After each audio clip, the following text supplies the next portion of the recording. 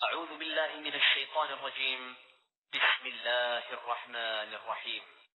صحیح بخاری کی حدیث نمبر 1878 حضرت اسامہ بن زید رضی اللہ عنہ سے روایت ہے، انہوں نے کہا کہ نبی کریم صلی اللہ علیہ وسلم مدینہ طیبہ کے قلعوں میں سے کسی قلعے پر چڑھے تو فرمایا، کیا تم وہ دیکھتے ہو جو میں دیکھ رہا ہوں؟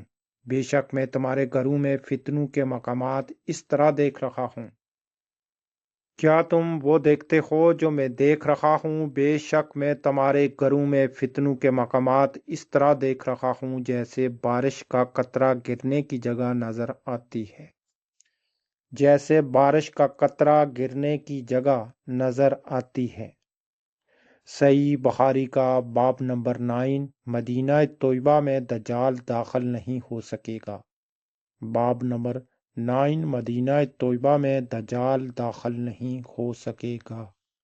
صحیح بخاری کی حدیث نمبر 1879 حضرت ابو بکر رضی اللہ عنہ سے روایت ہے، وہ نبی کریم صلی اللہ علیہ وسلم سے بیان کرتے ہیں کہ آپ نے فرمایا، مدینہ طیبہ میں دجال کا رعب و خوف داخل نہیں ہوگا۔ کہ آپ صلی اللہ علیہ وآلہ وسلم نے فرمایا، مدینہ طیبہ میں دجال کا رعب و خوف داخل نہیں ہوگا۔ اس وقت مدینہ طیبہ کے 7 دروازے ہوں گے، ہر دروازے پر 2 فرشتے پہرا دیں گے۔ اس وقت مدینہ طیبہ کے 7 دروازے ہوں گے، ہر دروازے پر 2 فرشتے پہرا دیں گے۔ صحیح بخاری کی حدیث نمبر 1880 حضرت ابو ہریرہ رضی اللہ عنہ سے روایت ہے، انہوں نے کہا کہ رسول اللہ صلی اللہ علیہ وسلم نے فرمایا، مدینہ طیبہ کے دروازوں پر فرشتے پہرا دیں گے، وہاں نہ تو مرض تون داخل ہوگا اور نہ دجال ہی آئے گا۔ صحیح بخاری کی حدیث نمبر 1880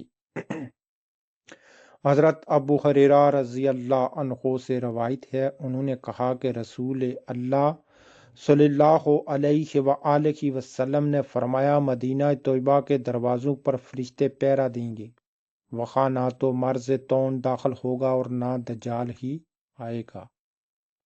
صحیح بخاری کی حدیث نمبر 1881 حضرت انس بن ملک رضی اللہ عنہ سے روایت ہے، وہ نبی کریم صلی اللہ علیہ وسلم سے بیان کرتے ہیں کہ آپ نے فرمایا، ہر شہر میں دجال کا گزر ہوگا مگر مکہ مکرمہ اور مدینہ طیبہ میں نہیں آئے گا، کیونکہ ان کے تمام راستوں پر فرشتے صف بستہ پہرا دیں گے۔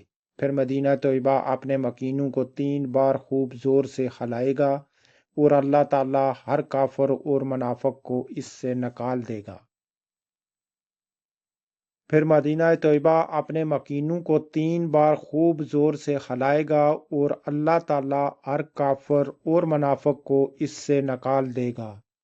صحیح بخاری کی حدیث نمبر 1882 حضرت ابو سعید خدری رضی اللہ عنہ سے روایت ہے، انہوں نے کہا کہ رسول اللہ صلی اللہ علیہ وسلم نے ہمیں دجال کے متعلق ایک طویل حدیث بیان کی۔ اس حدیث میں یہ بھی فرمایا، جب دجال آئے گا تو مدینہ طیبہ سے باہر ایک شوریلی زمین میں ٹھہرے گا، کیونکہ اس پر مدینہ طیبہ کے اندر آنا حرام کر دیا گیا ہے۔ پھر اہل مدینہ سے وہ شخص اس کے پاس جائے گا جو اس وقت کے تمام لوگوں سے بہتر ہوگا۔ وہ کہے گا، میں گواہی دیتا ہوں کہ تو وہی دجال ہے جس کے متعلق رسول اللہ صلی اللہ علیہ وسلم نے ہمیں آگاہ کیا تھا۔ دجال کہے گا، بتاؤ، اگر میں اسے قتل کر کے دوبارہ زندہ کر دوں تو کیا تم پھر بھی میرے معاملے میں شک کرو گے؟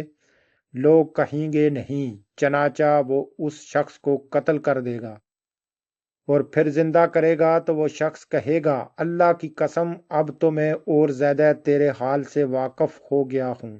دجال کہے گا، میں پھر اسے قتل کرتا ہوں، لیکن وہ پھر اس پر قابو نہیں پا سکے گا۔ حدیث کا فوائد: دجال میں اتنی طاقت نہیں کہ وہ کسی کو مار کر دوبارہ زندہ کر سکے، کیونکہ حیائی موت تو اللہ کی صفت ہے، لیکن اللہ تعالیٰ اہل ایمان کا امتحان لینے کے لیے دجال کے ہاتھوں یہ کرشمہ ظاہر کرے گا تاکہ اہل ایمان اور منافقین کے درمیان خط امتیازی ثابت ہو۔ چنانچہ اس کی شودے بازی کو دیکھ کر نادان لوگ اس کی لوہیت کے قائل ہو جائیں گے، لیکن سچے اہل ایمان اس سے ذرا بر متاثر نہیں ہوں گے، بلکہ اس کے کافر دجال ہونے پر ان کا ایمان اور زیادہ بڑھ جائے گا۔ اس حدیث پر کتاب الفتن میں عام تفصیل سے گفتگو کریں گے۔